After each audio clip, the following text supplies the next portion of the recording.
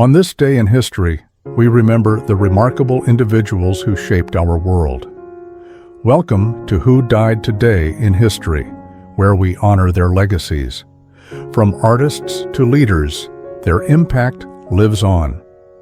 If you find their stories meaningful, like, subscribe, and hit the bell to stay connected. Thank you to all our amazing channel members for your generous support. Jocelyn Brando passed away in 2005 from natural causes, concluding a long life spent in the world of stage and screen. Her death reflected the quieter exit typical of many mid-20th century performers whose fame was rooted not in mass celebrity culture, but in the craft of acting itself. As the daughter of an actress and the elder sibling of Marlon Brando, she emerged during an era when American theater was transitioning toward more psychologically grounded performance styles.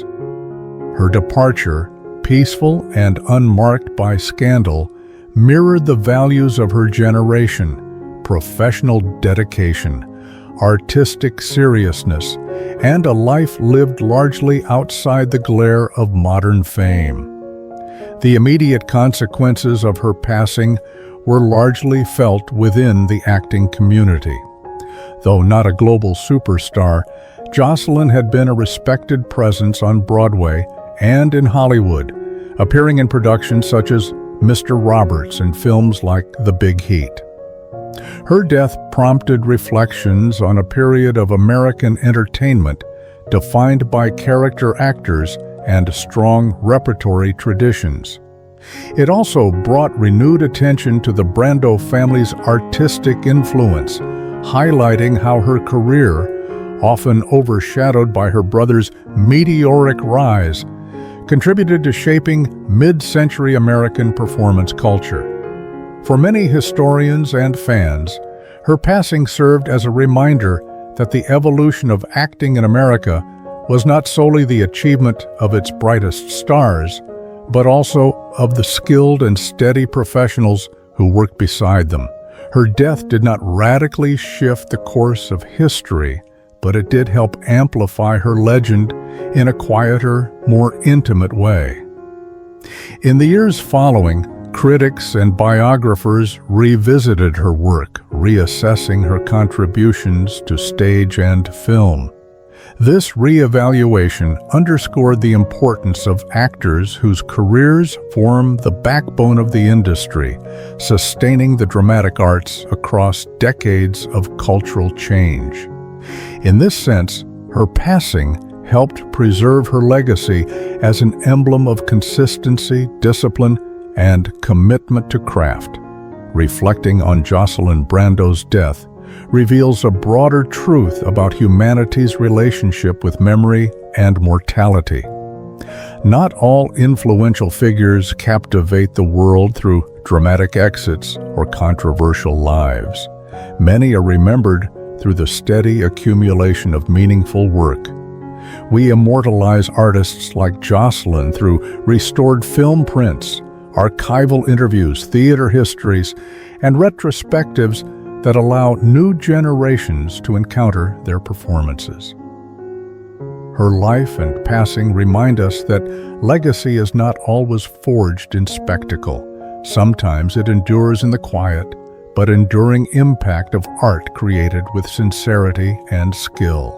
Angela Aames passed away in 1988 under circumstances that blended tragedy with the pressures of the entertainment landscape of her time. Her death, caused by a heart condition, worsened by complications such as congestion and stress on her cardiovascular system, was initially surrounded by rumor and misunderstanding. In an era when Hollywood often emphasized appearance over well-being, her sudden passing at a young age highlighted the vulnerabilities faced by performers navigating a competitive and image-driven industry. Though her death was natural in cause, its unexpected nature underscored the fragility of life behind the polished facade of 1980s film culture. The immediate consequences of her passing were felt most strongly among the community of cult cinema and comedy fans. Angela Aames had carved a niche through memorable roles in films like Bachelor Party and HOTS, becoming emblematic of the bubbly comedic persona associated with the decade's lighter entertainment. Her death prompted a reevaluation of her career, revealing a performer with greater range and ambition than her typecast roles often allowed. Within the film industry, her passing became part of a broader conversation about the pressures placed on young actresses, expectations of perfection, demanding schedules, and limited opportunities for creative depth. Though it did not shift the trajectory of Hollywood, it resonated as another reminder of the human cost behind the industry's glamour. Her death did, in a sense, amplify her legend. Like many performers who pass young, her career became frozen in time, forever tied to the vibrant, stylized world of 1980s American cinema. Fans and historians began to look back on her roles with a nostalgic lens, seeing in her performances a distillation of the era's comedic energy. She became an enduring figure in retrospectives that celebrate cult films, teen comedies, and the dynamic personalities that define them.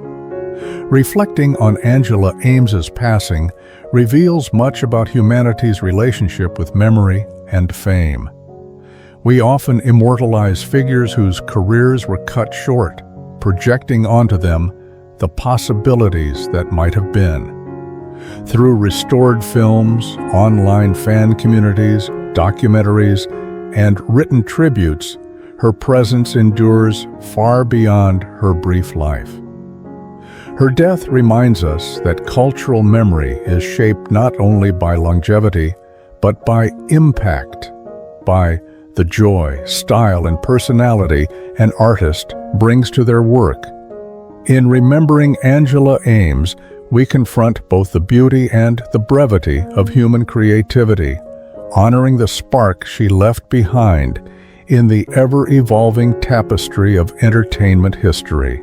Steven Hillenburg passed away in 2018 from complications of amyotrophic lateral sclerosis, ALS, a progressive neurodegenerative disease that gradually affects one's ability to move, speak, and breathe. His death, though natural in cause, stood in stark contrast to the vibrant, kinetic world he created. As the mind behind SpongeBob SquarePants, one of the most influential animated series of the modern era, Hillenburg had built a universe defined by optimism, absurdity, and boundless energy. The quiet, debilitating nature of ALS underscored the fragility of creativity and human vitality, reminding the world that even the most imaginative figures are vulnerable to life's most unforgiving realities. The immediate consequences of Hillenburg's passing rippled throughout the entertainment industry. Fans, colleagues, and animators mourned a visionary whose work shaped multiple generations.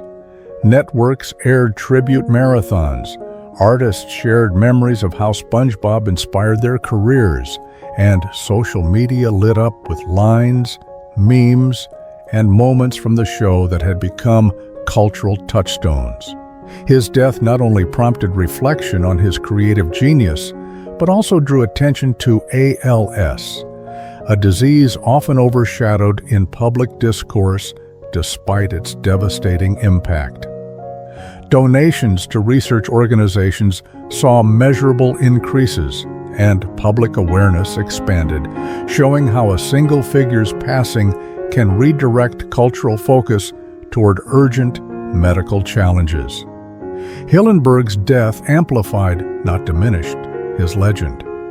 SpongeBob SquarePants had already become a global cultural force, but his passing cemented him as one of animation's most important storytellers.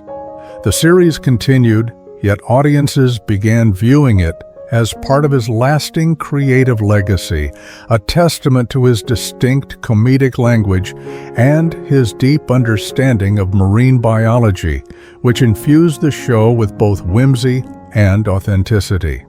In classrooms, film studies programs, and animation workshops, his work became a case study in world-building, character design, and humor that transcends demographic boundaries. Reflecting on Hillenburg's departure highlights how humanity preserves the memories of those who transform culture. We immortalize such figures through continued viewership, anniversary specials, museum exhibits, and scholarly analysis of their work. His characters, bright, optimistic, unapologetically silly, carry his spirit forward, reminding us that creativity has a unique power. It can outlive the limitations of the body. Hillenburg's death reveals a profound truth about memory and art, that when someone reshapes the world's imagination, their influence becomes a form of immortality, echoing long after their life ends. Babyface Nelson emerged from one of the most turbulent chapters in American history, a figure shaped by the desperation of the Great Depression and the rise of outlaws who challenged both economic chaos and federal authority. His death in 1934, the result of violent confrontation rather than natural decline, mirrored the brutality and volatility of the era that produced him. Mortally wounded during a fierce gun battle with federal agents, he fought until the end, a final act of defiance that reflected the mythology surrounding the Depression-era gangster, relentless, reckless, and fundamentally shaped by a world where many felt abandoned by institutions meant to protect them. His demise came at a pivotal moment for federal law enforcement. The Bureau of Investigation, soon to become the FBI, was in the process of expanding its mandate, authority, and national profile. Nelson's shootout and subsequent death immediately bolstered the agency's argument for stronger federal policing powers. In the wake of his passing, the government intensified its pursuit of remaining outlaws, leaning into a narrative that portrayed such criminals as existential threats to social stability. Nelson's end, combined with the earlier deaths of John Dillinger and Pretty Boy Floyd, symbolized the closing chapter of the public enemy era. For the public, his violent death reinforced both fear and fascination. Fear of unchecked criminality and fascination with individuals who embodied rebellion during a time of widespread hardship. Yet his death also amplified his legend. Newspapers portrayed him as a volatile but almost mythic figure, and in the decades that followed, films and books continued to reshape his persona, sometimes exaggerated, sometimes romanticized. These portrayals reveal a deeper cultural impulse. Society often elevates those who defy authority, even when their actions are destructive. Nelson became part of a larger American folklore that examines the fine line between outlaw and anti-hero. Reflecting on his passing invites a broader consideration of how we memorialize figures tied to violence and disruption. His story demonstrates humanity's tendency to mythologize those who challenge power structures, even at great cost. Through fiction, film, and historical retellings, Nelson's life, and particularly his dramatic death, has been preserved as a symbol of an era defined by economic despair, shifting institutions, and the search for identity amid chaos. Frances Sternhagen passed away in 2023, leaving behind a legacy defined not by spectacle, but by the power of quiet excellence. Her death, attributed to natural causes, reflected the dignified stability that characterized both her long career and her generation of stage and screen performers.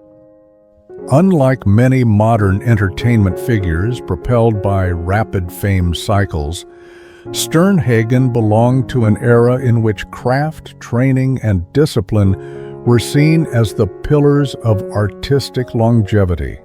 Her passing served as a reminder of the fragility of such traditions in a rapidly shifting cultural landscape. The immediate response to her death highlighted the reverence she commanded within the acting community. Fellow performers, directors, and playwrights pointed to her as a bridge connecting classical American theater to contemporary storytelling. Her absence was felt most acutely on the stage, where she spent decades shaping characters with subtlety and emotional depth. In an industry that increasingly prioritizes speed and digital reach, her passing sparked conversations about the importance of theatrical institutions, mentorship, and the preservation of performance as both craft and cultural memory.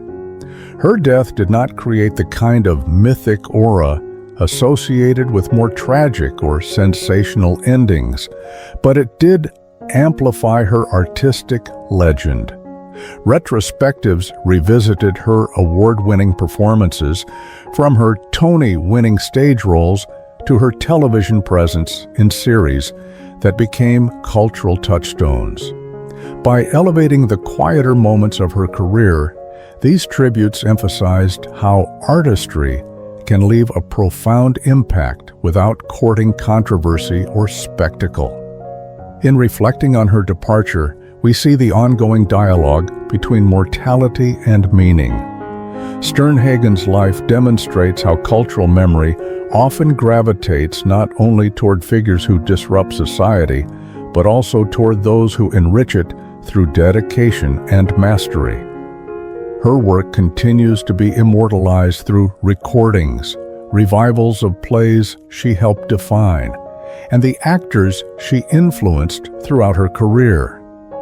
Literature, theater archives, and digital media ensure that her contributions remain accessible, allowing future generations to witness the enduring value of craftsmanship and performance. Her passing invites us to consider how we choose to remember those who shaped our cultural fabric, not through towering fame or dramatic legends, but through the steady accumulation of meaningful human stories that outlive their creators. Bob Brier died in 2024, a loss that resonated deeply within a music community that had long associated him with the explosive emotional power of early 2000s rock. His death, reported as the result of natural causes, stood in sharp contrast to the chaotic, high-velocity world he once inhabited as the drummer for My Chemical Romance during their most theatrically charged era. Coming from a time when emo, post-hardcore, and alternative music captured the anxieties of a generation, Brier's passing reflected the quiet, often unspoken reality that even the icons of a movement built on youthful angst are not immune to the steady passage of time. The immediate aftermath of his death brought a wave of collective mourning from fans and musicians. My Chemical Romance, a band whose revival had reignited nostalgic devotion, saw its community unite once again, this time not for celebration, but remembrance. Brier had left the band years earlier, yet his contributions to the Black Parade era remained foundational. His drumming shaped songs that became generational anthems, and his absence prompted renewed appreciation for the physical and emotional labor behind creating such culturally defining music. His death also amplified his legend in an unexpected way. Though he lived largely out of the spotlight after leaving the band, The tributes that emerged painted him as a symbol of an era when rock music became deeply intertwined with questions of identity, mental health, and resistance. Fans revisited live performances, studio recordings, and interviews, constructing a more holistic portrait of an artist who had quietly influenced one of the most iconic albums of the 21st century. In this sense, Breyer's passing helped preserve his place within a broader cultural narrative, ensuring his contributions would not fade into the background. Reflecting on his death reveals a recurring truth about how we navigate mortality and memory. We often immortalize public figures not solely through their lives, but through the cultural imprints they leave behind. Albums that become emotional touchstones, performances that echo across decades, and communities built around shared experience. Breyer's legacy is now carried forward through the music he helped shape and the countless personal stories attached to it. His passing reminds us that art becomes a vessel through which we resist forgetting, allowing individuals to transcend the limits of their own time and remain part of the collective emotional landscape long after they are gone. Eddie Mecca died in 2021, passing away from natural causes at his home, a quiet end for an actor who had spent much of his career embodying lively, big-hearted characters. Best known for his role as Carmine, the Big Ragoo Ragusa on Laverne and Shirley, Mecca came to represent a particular era of American television, one defined by optimism, neighborhood camaraderie, and a kind of theatrical warmth that resonated in the late 1970s and early 1980s. His passing reflected the gradual fade of that golden age of sitcoms, reminding audiences of a time when television was both a cultural glue and a shared nightly ritual.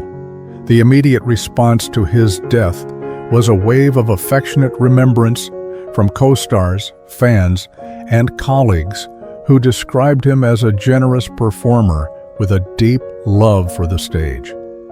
Unlike some actors whose deaths cause a dramatic re-evaluation of their careers, Mecca's passing inspired a gentler form of reflection, one rooted in nostalgia, community memory, and the enduring charm of the characters he portrayed. His role as Carmine, a hopeful singer and dancer navigating life's ambitions and setbacks, became a touchstone for viewers who grew up with the show.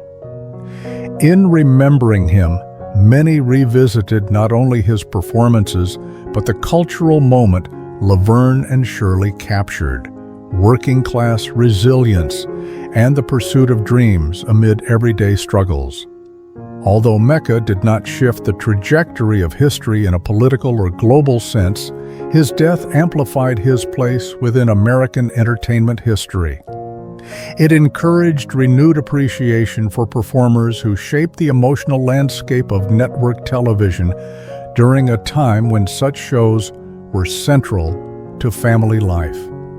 His work on stage, spanning Broadway musicals, touring productions, and regional theater, further solidified his legacy as a versatile artist committed to live performance even after sitcom fame faded. Reflecting on his passing reveals how deeply entertainment intertwines with memory and identity. Actors like Mecca become part of the emotional architecture of an era, their characters woven into the routines and comfort of everyday life. We immortalize figures like him through reruns, tribute performances, interviews, and the revival of the works they helped create. His death underscores a broader truth about humanity's relationship with mortality. While lives end, the stories and characters that artists bring into the world continue to echo across generations, keeping their presence alive in the collective imagination.